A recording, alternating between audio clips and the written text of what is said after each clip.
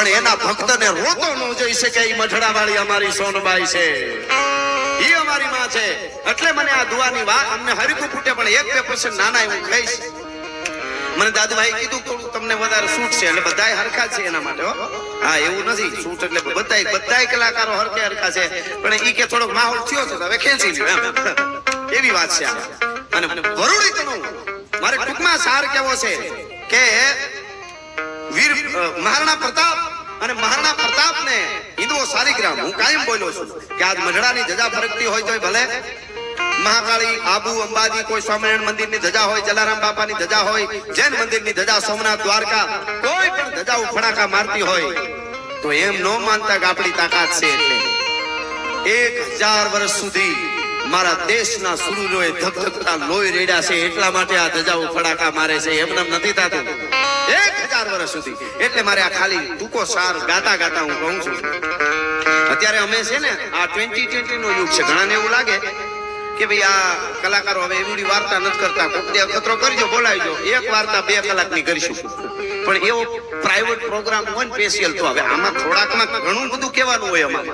એટલે નાના પ્રસંગો અટાણે તો હું કલાકાર કાંઈ પણ ઘટના ગમે ને બંધ, કલાકારો ક્યાં ગયા એરિયા ઘેરે, જેમ અમે ઈજારો રાખ્યો હોય એમ બધો. હા, સીધે અમે તો ઈ તો એક્સ્ટ્રા કરીએ છીએ. અમે કોઈ પણ કલાકાર જે કોઈ પણ વસ્તુ વિશે બોલે, પ્રસંગ કાંઈ પણ ઘટના બને એના વિશે બોલે, એ એક્સ્ટ્રા છે. અમારું એનો ધંધો છે જ નહીં. અમારે તો સારી વાતો, સંસ્કૃતિ સભર ગીતો, વાતો, આપણી પરંપરા જે નિર્માણ થયું સૃષ્ટિનું તેદુની હાલી આવે છે.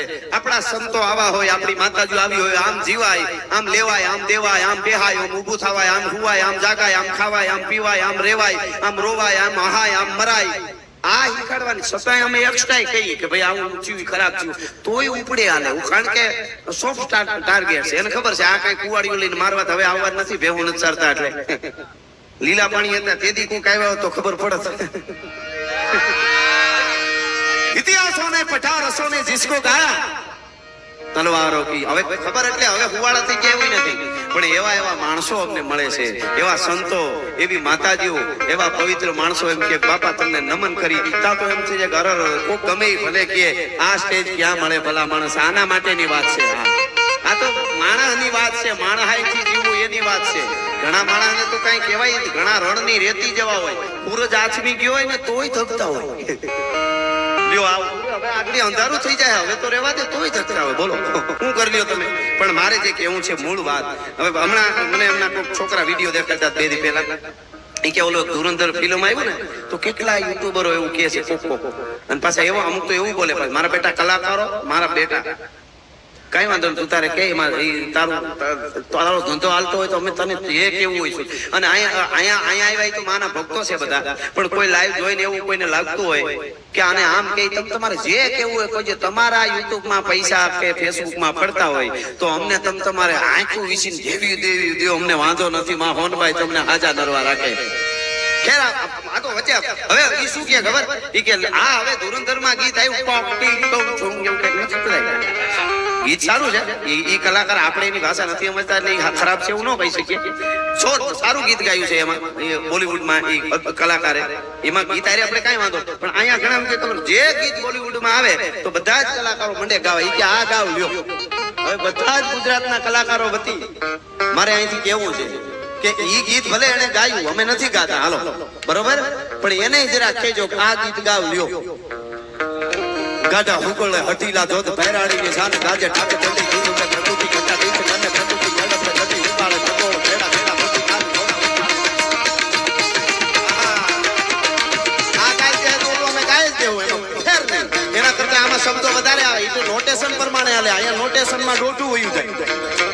આ હકીકત વાત છે.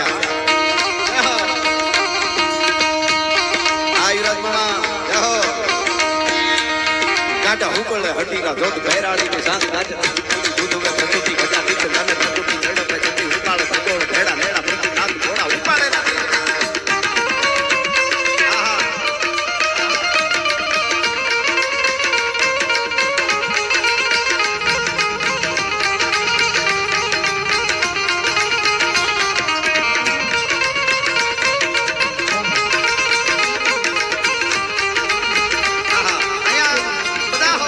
સેવા આપે છે, પાથરણા ઉપાડવા વાળા જે હોય છે, જમાડવાળા હોય છે, અને હોનભાઈ ખૂબ આપે, જેને પ્રોગ્રામ સાંભળવાનો વખત નથી આવતો. અને ખાસ કરીને અમારા આપણે ગયા હતા, હા, હર્ષિતભાઈ આવ્યા છે. હા, લે હું આમ ગોતું છું. હર્ષિતભાઈ ની મહેમાનગતિ અદ્ભુત છે. અમે જઈ આવ્યા હતા. એ માતાજીનો મુંગટ જે સોનાનો છે એમના તરફથી છે. સોનભાઈ માનું આપે જોયું હશે. જોરદાર તાળીઓથી આપણે એમને વધાવી. જેને જેને માં આપે છે એ પાછા અહીંયા આપે છે ને, એટલે એને ડિપ્રેશનમાં નથી આવતા, એને વાંધો નથી આવતો. કારણ કે અમને અમારી માં આપે છે, પછી બીજી શું અમારે જરૂર હોય.